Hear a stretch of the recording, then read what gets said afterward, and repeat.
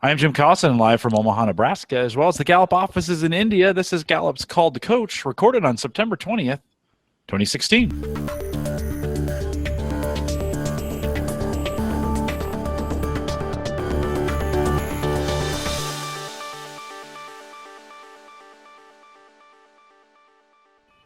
Called to Coach is a resource for those who want to help others discover and use their strengths. We have Gallup experts and independent strengths coaches share tactics, insights, and strategies to help coaches maximize the talent of individuals, teams, and organizations around the world. If you have questions during this webcast, we do have a live chat room that's available for you right below the main video window. If you just look down below there, best if you're on our site, coaching.gallup.com/live to get there. If you're listening to the recorded version or have questions about custom strengths coaching solutions for small, medium, or large organizations, you can send us an email. Send that to coaching@gallup.com. Don't forget, you can also use the contact form that's right there on the live page. Don't forget to visit the Gallup Strengths Center, just gallupstrengthscenter.com for all your coaching resources and StrengthsFinder training needs. You can also catch the video on both streaming and now downloadable audio. You can listen to this on your mobile device, in the car, on a train, on a plane, recapture that time that you might be traveling. We have those available for you. All the links, including our mobile app, updated mobile app for your top 5. If you can't remember that, we now have an app where you can download that and have it available for you on your phone at all times. All those links are available at our coaches blog. Just head out to coaching.gallup.com. Pooja Luthra is our host today. She works as an advanced consultant with Gallup out of our Delhi office. And Pooja, we missed last month, but it's great to see you. Welcome back to another Call to Coach. Great to see you too, Jim. It's been a while. It seems like ages almost. Very, very excited and happy today to have with us our guest for today. His name is S Rajesh. Rajesh, a very, very warm welcome. It's always such a pleasure to see you. Thanks, Pooja. A quick introduction on Rajesh here. He's an engineer from IIT Kharagpur and MBA from IIM Lucknow, and comes with over 25 years of very rich managerial experience. But off late, and I believe very, very recently, what he's done is he's almost given up his corporate career to pursue his passion for strengths-based development. He's, of course, a certified Gallup coach, and he has started his own venture where he exclusively focuses on strengths-based leadership programs and leading a lot of work around that with individuals and teams and organizations and clients that he works with. And this is, like I said, something which has happened off late. And, Rajesh, you and I haven't had a chance to catch up on this new thing that you've started off, and it'll be lovely to talk a little bit about that. But right now, right off the bat, let's just start with listening to you about your top 5 and listening to you about your journey since the time you got certified till up until maybe 3 months ago. And then we'll talk about your venture and what is it that you're doing differently. We'll talk about that as we go on. But let's just start with your top 5 first. Thanks. Good morning, Pooja. Good morning, Jim. My top 5 are responsibility, ideation, positivity, relator, learner, and I also like to slip in my 6th one, which is developer. And I think all 6 are playing a huge role in what I'm doing right now. Responsibility is all about commitment. I think, I bring a sense of thoroughness when I get into any coaching conversation. I got myself certified early last year, sometime I think in the February of 2015. And it took me a good 1.5 years to get on board professionally, because I thought I need to be thorough on the subject before I actually launch as a coach and start engaging with people. So I think that's where my responsibility has actually stepped in. In fact, I started, I'm not from a HR background, I'm not from a psychology background, but I started reading a lot about positive psychology, started listening to lectures of Martin Seligman and this and that. And, I really equipped myself well when I kind of got into this as a full-time career. I think that's where my responsibility is really helping me, because it's a matter of commitment when I go and meet somebody. And that I somehow seem to ensure. Now, as far as my second strength, Pooja, that's ideation. I think coaching is all about engaging in a very, very thought-provoking and a creative conversation with people. And my ideation really helps me, because, when I meet somebody and start talking about, I typically spend a lot of time, interacting with a person to understand how he's grown up, how he was in college. I just don't stick to the report. I go much beyond the report to understand the person. Now, I think that's where my ideation kicks in to help me connect the dots and look at those insights where I can connect the strengths to whatever successes that the person has achieved in his life. And also, I think in conversations, I naturally come up with good metaphors, which comes very naturally to me. I don't know how. And that makes the conversation so much more, energizing and lively. So my ideation plays a very big role. In terms of positivity, I think that's something which has played a big difference for me. By nature, I look at the glass half full, and that's what positivity is all about. And in coaching conversations, even though the natural tendency for anybody is to get into weakness and look at what is not working, and the big aha moments, seem to come out of realizing, oh, I know why he says this about me. It's more, people tend to go into their basements and vulnerabilities. I tend to focus on the strengths. I always try to get people to, discover and work on their strengths. It's what has worked with them. And that's where I think my positivity comes in, because I look at what is working and what is bringing them that success, rather than, worry too much about what is not working. And also, I think, especially in team sessions, my positivity comes in handy because, I naturally energize people. And I think, I drive the entire energy of the team. So as a person conducting a team session, I think my positivity makes a very big difference. And I think I make a very big, the way I kind of conduct any session is I make it sure that people don't utter the word weakness as they go forward. Weakness is something that I would like them to eliminate from their vocabularies and dictionaries. It's only strengths or strengths which are either misunderstood or misused. There's nothing called weakness.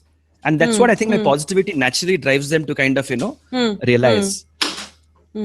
Relator, I never knew relator would play such a big role. I think relator by nature, coaching is all about, creating a sense of trust and transparency with the coachee. And I never knew relator was a big strength of mine, but I now realize that throughout my working career, lots of people used to say, Rajesh, people don't feel threatened when they're with you. They open up so quickly. And that, I think, comes in as a very big strength when I'm coaching somebody on a one-to-one or in a team session. I see people opening up so soon. And there's no sense of inhibition. There is a sense of transparency that naturally builds.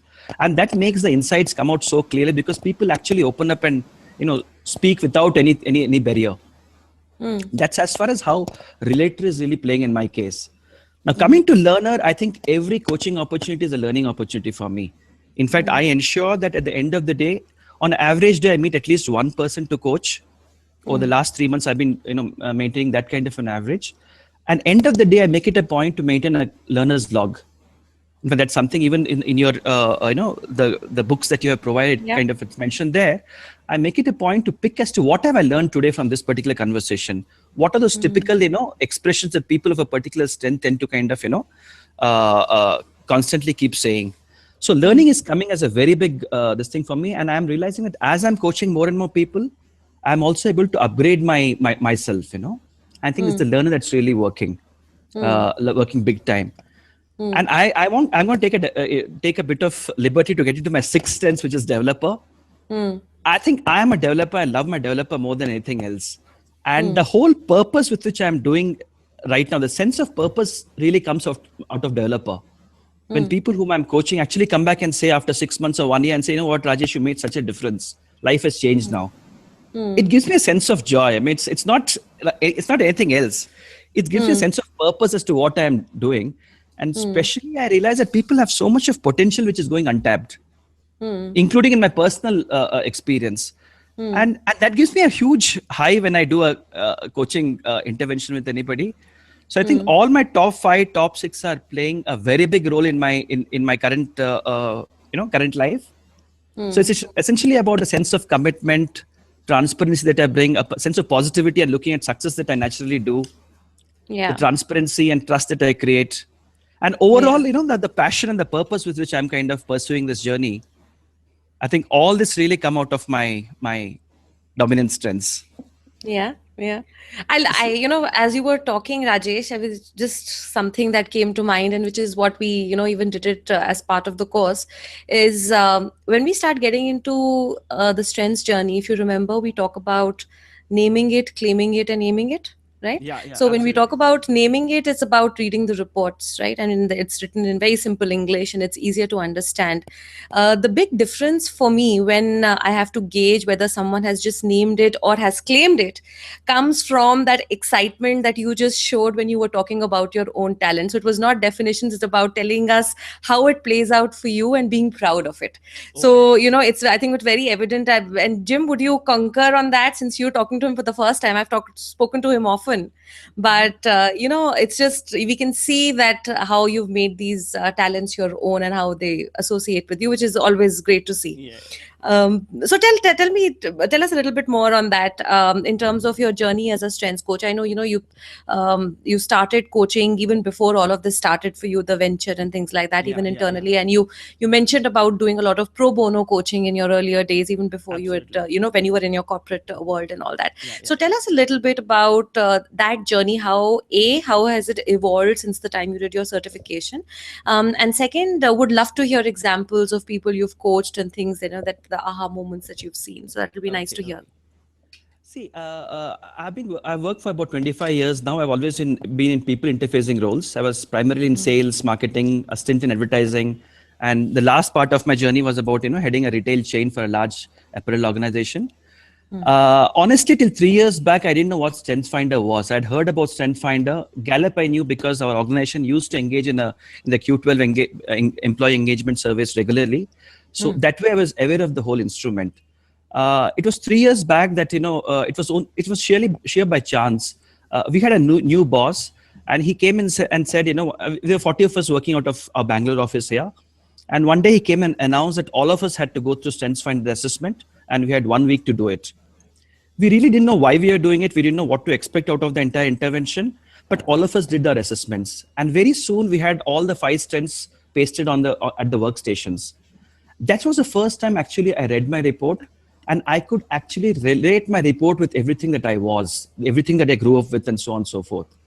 And since I had so many people in my team who had gone through StrengthsFinder, I had an opportunity to connect with them and, check out their reports. And it was absolutely fascinating the way report actually throws up what you are. I think that's where my learner kicked in, and I said I had to get to know more about this as a subject.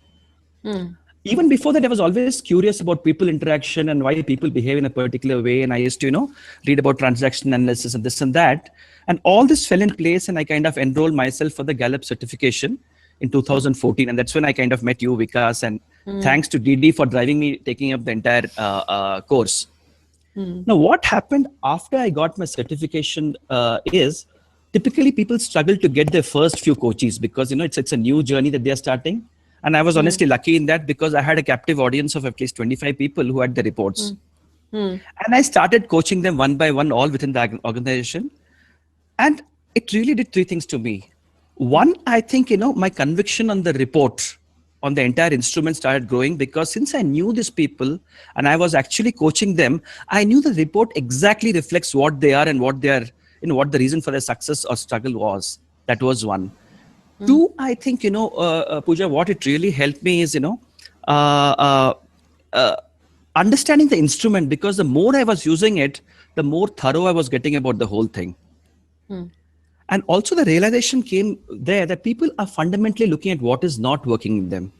The focus fundamentally is all about fixing weaknesses, whereas the entire focus needs to shift on what is working, what is bringing them success.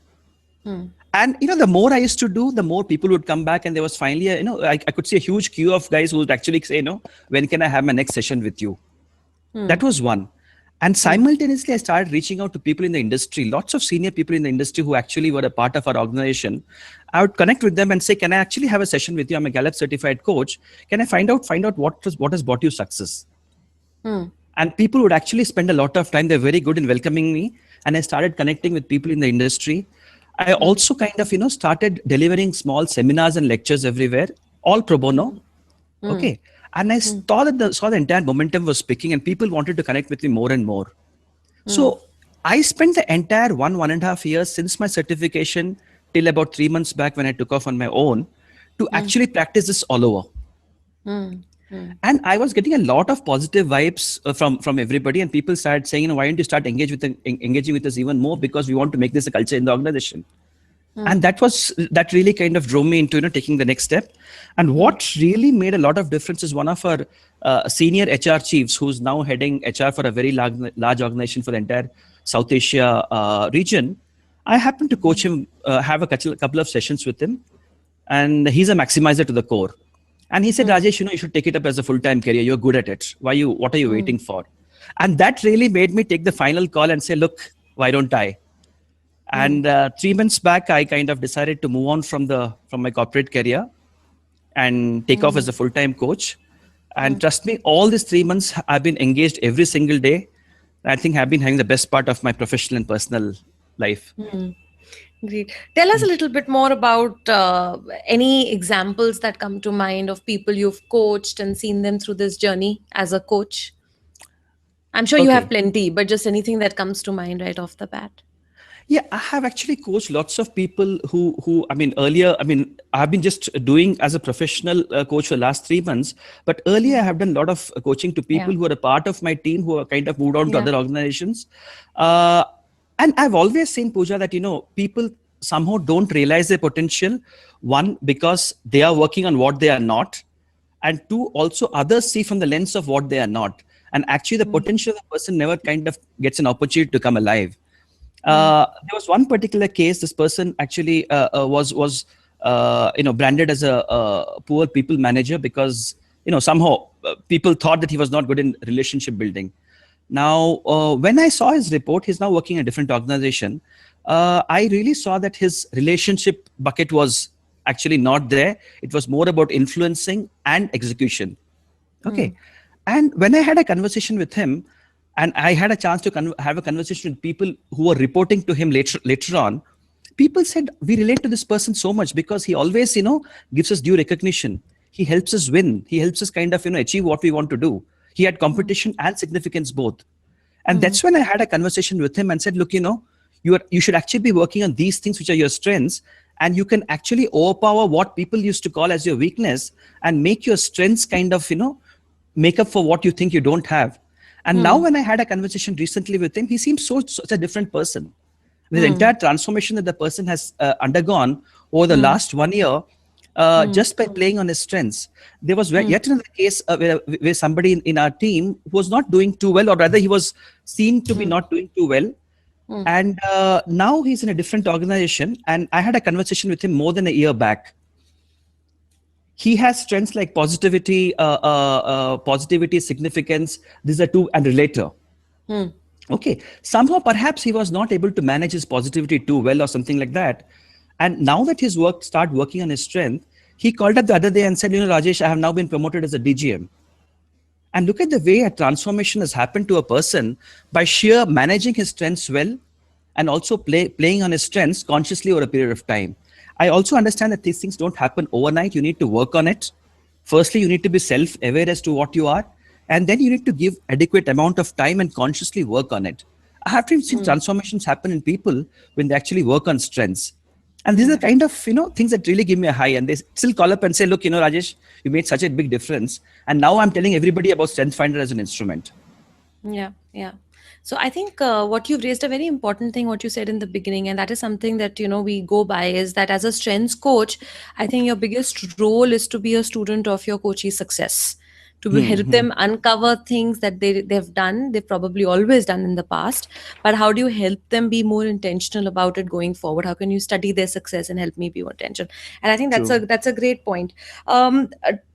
Tell us a little bit more. I think you mentioned earlier on that you had you getting into or enjoying yourself working on the idea of strengths for teams together. So tell us a little bit more about that, because one is, of course, it's an individual journey, but we have seen transformations happen when teams also get into that journey collectively and together. So tell us a little bit more about that, Rajesh. Pooja, the entire realization around this particular segment came up because I was always a team player, and actually I have seen the engagement levels of teams shrink when the entire atmosphere talks about what they are not, when there's a lot of weakness orientation and seeing what is not working in people and a constant highlighting of what is not working. I have seen good teams suddenly start getting disengaged. And I realized that perhaps that was one place I could make a difference, because end of the way, even though individuals contribute, it's a team that finally delivers. So what I have been doing over the last 3 months is typically I engage with the team, and I prefer starting with the leadership team because that's where the boss and his reporting immediate team kind of get together. I take it in 3 phases. Phase 1 is all about I conduct a 2-hour curtain raiser where I expose them to the whole idea of strengths-based approach. Before I get into the instrument, I realize that the person should actually imbibe the approach of positive thinking and working on success rather than working on what people are not. So that's the phase one of my entire intervention. Once that happens, only then do I actually give out the codes for them to take the test. I don't expose them to the intervention, the strength finder instrument till they're absolutely, convinced about the strength-based approach, philosophy. Okay. Once that happens, I see people are so much more positive. They are actually eager to embark on the journey. As against you telling them take the test and say, like, let's have a session around things. I understand that makes a lot of difference. After that, I give them a week's time for all of them to go through their individual assessments. After that, Pooja, in phase 2, I engaged with everybody on a one-on-one conversation, which could go for 4 to 6 hours. Okay. At the end of that conversation, people realize what they are. They get to know themselves very well in terms of what has brought them success, where they would be struggling, and so on and so forth. In that session, I make it a point to emphasize on that part as to what brings out the best in you and what brings out the worst in you. And I kind of weave into that this thing that, how do you therefore interact with people in the organizations? If you had a relative working under you, how can you bring out the best in him? Or if you have a person with significance as a partner, how can you get the significance flourish? And how can you get the significance to be a roadblock for her? Okay. So I tend to, bring it alive very clear in that conversation. So what happens after the entire one-on-one conversation is they are completely aware of what they are. And they also put together some action plans for themselves as to how to work on the strengths. Here I have seen one thing. When I do a one-on-one conversation, again, the typical tendency is to get into weaknesses and start looking at what is not working. Now, I make it a point to, say weakness. There's nothing called weakness, number one. Number two, you work on weakness only to avoid failure. But success comes only when you start focusing on your strengths. So I kind of pull them back. It's not an easy thing to pull them back to think of strengths and talk only of strengths and work on strengths. So I get them to realize their strengths. That's part 2 of the entire intervention.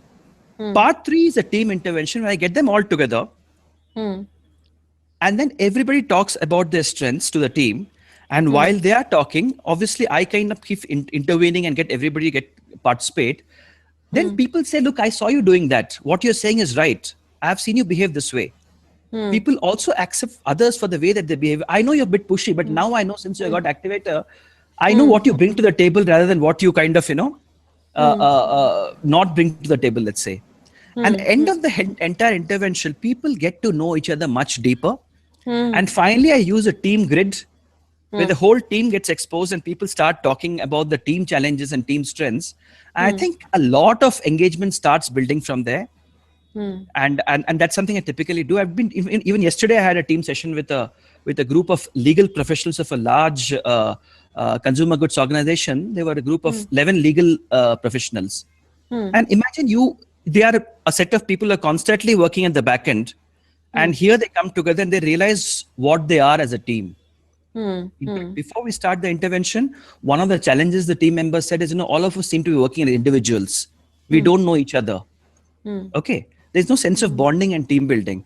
At the end of the entire program, everybody got to know what the other person was all about. Everybody spontaneously said, that's how you can contribute to what we are doing. And that was a phenomenal transformation, between morning to late in the evening, when people started engaging with each other so much closer, and everybody knew how the other person could contribute. Right. And I'm sure as they embark on the journey and take it forward, it will transform the team to a much, much deeply engaged team as they go forward. Yeah. And I've been constantly doing this. I've done quite a few teams in the last 3 months. At least 6 odd interventions I've done. Yeah, sorry.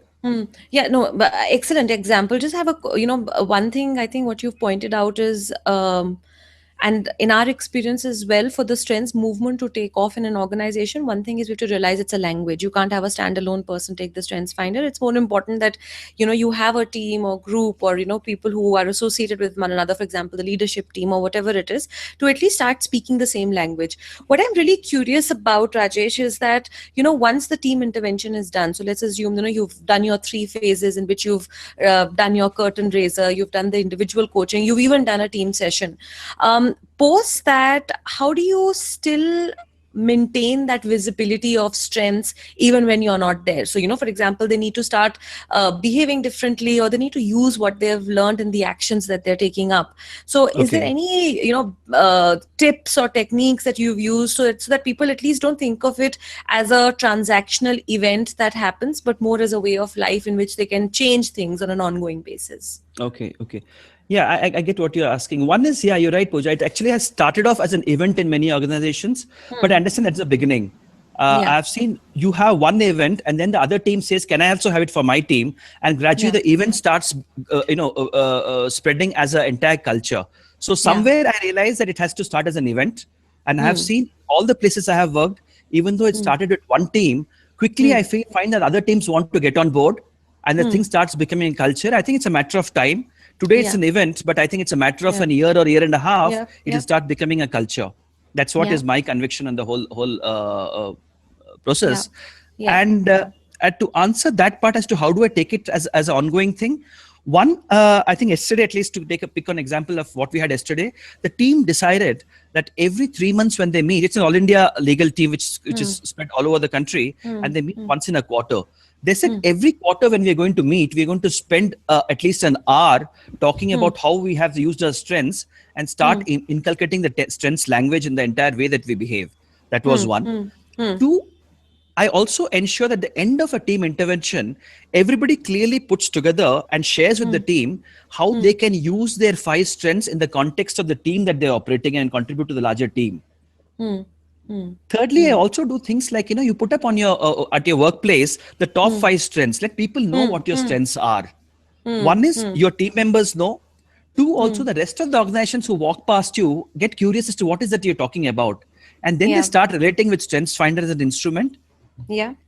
Beyond all this, Pooja, I also make it a point to keep in touch with these people, send small quizzes after 2 weeks and say, can you just quickly tell me the last, what action plan that you had, or can you just tell me your top 5 strengths in next 2 seconds? Can you SMS me back? And people feel excited to engage on this subject. And I think that's how the whole movement will move. And it's a matter of time. It's a matter of time. Absolutely. I think absolutely on the right track. I mean, there are two things, one is, and again, that's just my experience talking, that one is visibility, which is what you're saying, that, how can you make sure it's visible at all points? And the second is how to make it a priority. I think the you can sort of see if you can consider it going forward is that how can we, in order to make it into a culture, how can we incorporate it with some of the existing things that are going on in the organization? So for example, how do people feed it into, let's say, conversations that managers have with their employees, or to some extent, not wholly, but as part of the performance management discussions that happen, as part of the 360 development that might be happening. And those are, examples of what our clients have also done, just to sort of make sure that people start viewing it as a more integrated approach as opposed to things that are more standalone. So, just food for thought around that as well. Sure. Yeah. I'll take it forward. Certainly. Thanks. No, absolutely. So what else? I mean, tell me more about any challenges that, you've been facing when it comes to driving the idea of strengths-based development. I think first of all, see, it's an approach, a very proactive approach. I think the fundamental place that we are stuck in, when there's a problem, we reach out to a coach. And this doesn't really say that. I think wherever I meet a person, the first people that people tend to pick for the entire exercise, look, he's having this problem, he's struggling. Can we use a coaching intervention to get over it? I don't think this is really, the objective is to reach out to a strengths-based approach with having a problem. It has to be a more proactive cultural thing. And that change of mindset will take time. I'm willing to give that time. And also, I think it's actually inculcating the philosophy more than anything else. I have realized that, instead of telling somebody to go for a morning walk and telling him the benefits of healthy living, once you kind of sell the benefits of healthy living, morning walk is a natural sequel. And that's what I'm really trying to do. I put up a lot of seminars wherever I go, whether there is a opportunity to connect or not is a very, is a subsequent thing. But I have conducted so many seminars, just kind of, picking a lot of learning from what you and Vikas kind of shared with us in the accelerated program and all my reading and experience. I make it a point to go and, put up small seminars. With that, the thinking process starts. And I have seen, even if it doesn't start at the organization level, people connect and say, can you actually do it to my kids? They might need coaching. He's getting into college. Can you help coach them. I also do a lot of couple coaching. I've done quite a few couple coachings and for students. And I see it's not only in the organization context. It can become the entire way of living for the entire generation, if I were to say that. So challenge I see is to really want to reach to the leadership and get them to buy to the entire approach. And once that happens, I think it's a journey from there. One has to kind of take on. And I'm glad you brought that up. I'm glad you brought that up, that it's not just organizational context. We're not limited by a context of the corporate. But, in fact, Jim and I were just discussing before you joined about education, for example. It's big. And how are we incorporating the idea in the public system in the US? And we're starting to do that in India as well. So education is a big thing. And, so couples and all of that. So it's pretty much all pervasive in that sense. So great. Jim, do we have any questions from the chat room? Hey, I want to ask a follow-up question to will it make a difference if we see in the education system, if we see students in India getting access to what they're best at before they make it into the business world? Rajesh, what kind of difference do you think that can make, to their education and to their future jobs? I think, let me reflect on my own this thing, as to what my 5 strengths says is something that I realize now is something I used to also exhibit as a student in college and school. In fact, I've done a couple of interventions for students. In fact, I must share this lovely experience that I had with this particular student who had just finished her bachelor's. She's based in Delhi. And I was having a Skype conversation with her. And she actually got admission into London School of Economics, which is a place that she wanted to go and do her, economics higher studies in. And we realized that her first number 1 strength was futuristic. And it was such a revelation for me. I was actually showing her this particular image, which is what futuristic is all about. And I was telling her that's how futuristic is really depicted. And you'd be surprised the way she reacted was such a heartening feeling for me. We were having a conversation on Skype.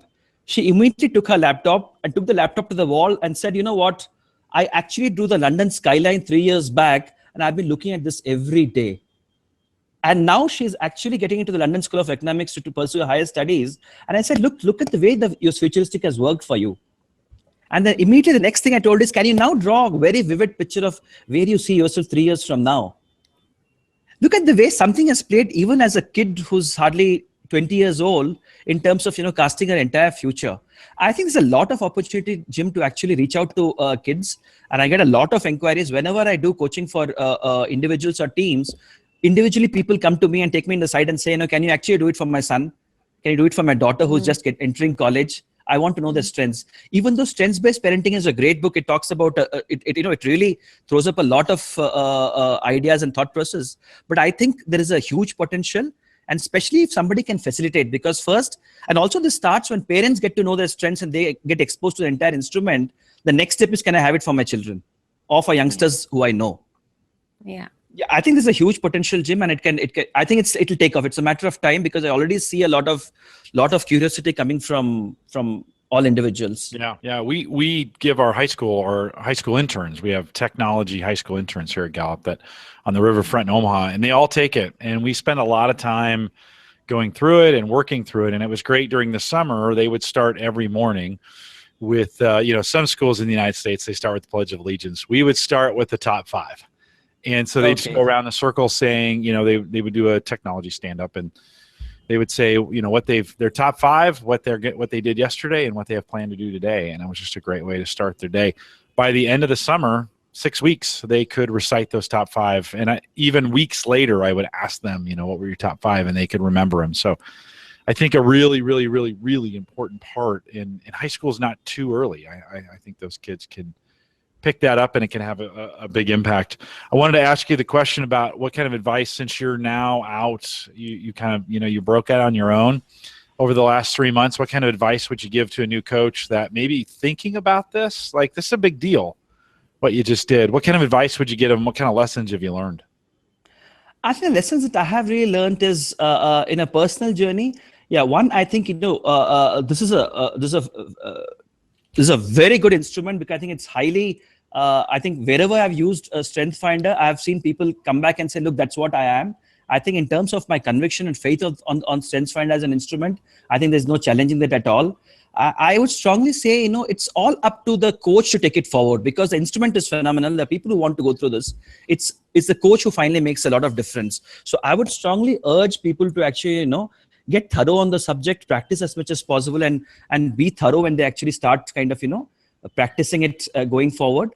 And number two, the second advice that I would perhaps have is to, actually get people to, imbibe the philosophy more than the top 5, because once you kind of buy into the strengths-based approach, the rest of it naturally falls in place. Otherwise, it would just be an intervention. It will be an event, and it might perhaps perish right there. So I think I personally feel that, getting somebody to kind of, buy into the whole philosophy of looking at success and building on success is as important as much as the instrument.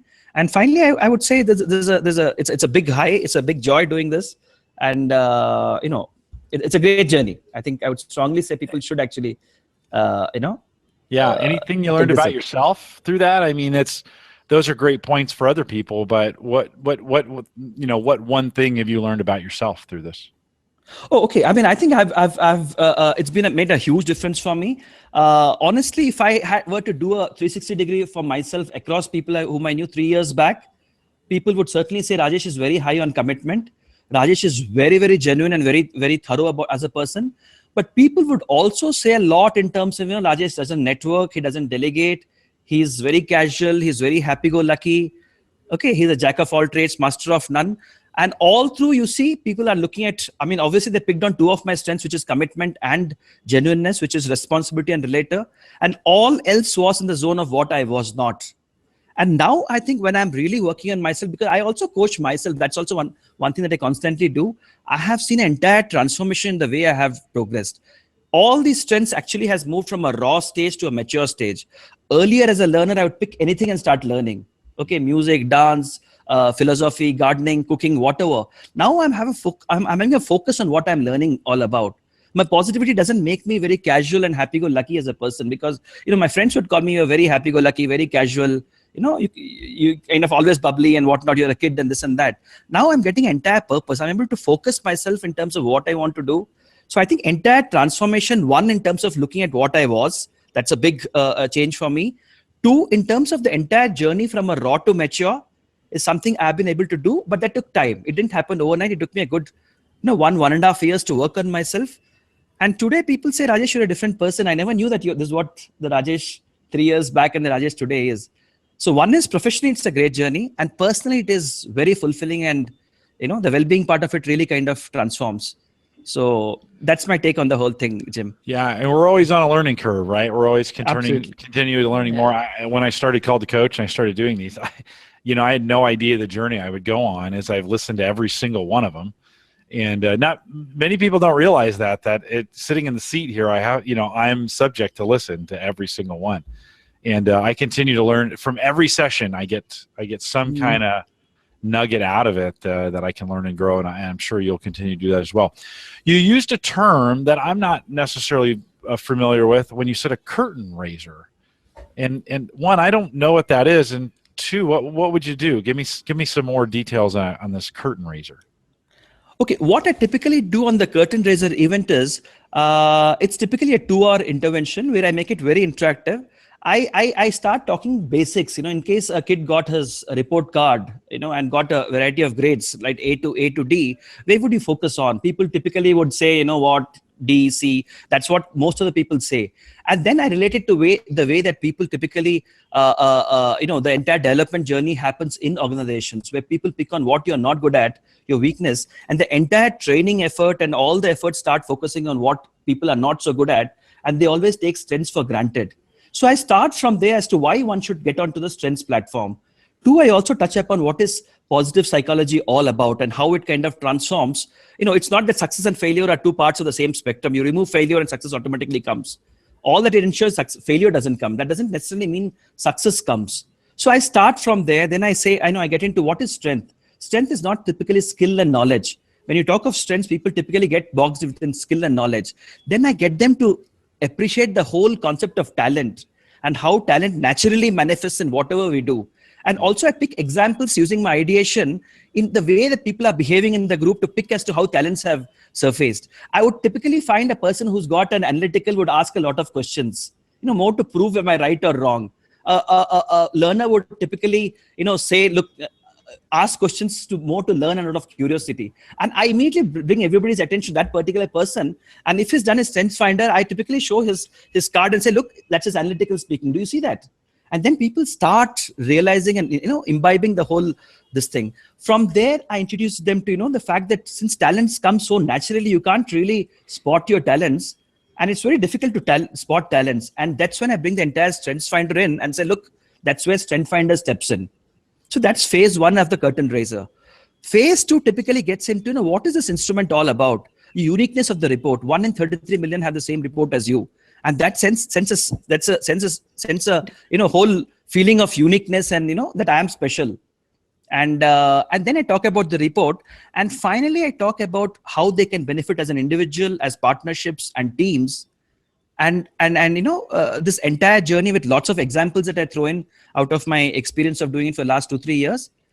That at the end of the entire session, I find people say, look, that's the entire approach to take forward.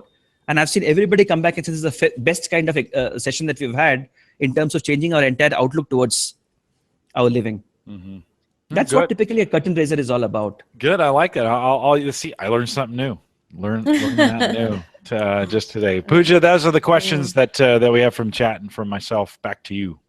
Yep, and that's all that I have, Rajesh. It was absolutely, as always, great having you. And Jim, just so you know, such a big advocate for the work that Gallup does. So we do end up inviting him each time we're in Bangalore for a accelerated strengths coaching session, just so that he can come and interact with the coaches to be and share his insights and pearls of wisdom around it. And you've seen his clarity around the subject as well. So we do meet off and on, and I'm really, really thankful for that you do take time out. Every time we've invited you, you've come and you've helped coaches understand this journey a little bit better for themselves, and which is what you did today as well. So it was great having you here, and thank you so much. And I look forward to seeing you again next time we're in Bangalore. Oh, certainly. It's a pleasure meeting you here in Bangalore, Pooja. Thanks a lot. Rajesh, have you ever thought of starting a podcast? You might be good at your own strengths-based podcast. I think you've got. I think you might have some talent. Have you ever thought about doing anything like this? Seriously, Rajesh? Sorry, I couldn't get that. Have you thought about doing your own podcast around this? You would do very well at this kind of medium. Have you thought about? I've just started just about 3 months. In fact, exactly today is the 3rd month since I started my entire personal journey. Yeah, it's a matter of time. I think I would love to. I think you do pretty well at this. I think we'd get you on the mic, and I think you could probably do 15-minute weekly little bits. Oh, I'd love to. Things and put those out there and get people listening to that. So, no, I think that'd be very valuable. Well, thanks for coming on today. I'll remind everyone to take full advantage of all the resources we have available at the Gallup Strengths Center. Just GallupStrengthsCenter.com. Send us your questions or comments. If you'd like to be a guest blogger, we do have a blog site at coaching.gallup.com. If you've got some written material already that you want to share with the strengths community, you can, if you ship that to us, we'll give it a try on the blog. Can't take everything, but we are taking, there's some great articles out there. If you haven't visited out there, you might want to stop by and have a look. You can also catch the recorded audio and video of this program, plus all the past ones, couple hundred hours worth of professional development out there. And we thank you for listening to those, including the links to our Facebook group, YouTube page, our iTunes and RSS feeds, iPhone and Android apps, as well as our weekly Strengths Wisdom program and the dates for that, including the download links for all the companion guides for Theme Thursday. They're all at our coaches blog. Head out to coaching.gallup.com. If you're interested in becoming a certified strengths coach, you can see a complete list of all the courses that are available, when and where. Pooja, do we have any coming up there in India? Yeah, we have one coming up in October, Jim. The week of October 24th is when we have one coming up in Mumbai. Bombay. Awesome. And you can get access to that if that date is passed. That's okay. We'll have another one for you. Courses.gallup.com is the place to go. And you can get signed up for those. If you have any questions, you can send us an email, coaching@gallup.com, and we'll get right back to you. Don't forget, if you're thinking about, we mentioned this here today, if you're thinking about locking or unlocking, going beyond the top 5, we have that available for you on our site as well. Just head to the GallupStrengthsCenter.com And there is there are some instructions. If you click on the purchase tab, there's some instructions on how to do that there. We do really recommend, beyond your top 5, great idea to get a coach at this point. This is the time when you engage a coach once you've locked all 34, although a coach can be great during any time. So we've got a complete list of those as well. If you found this helpful, we'd ask that you share it, and we'll look forward to the next call to coach. And with that, we'll say goodbye, everybody.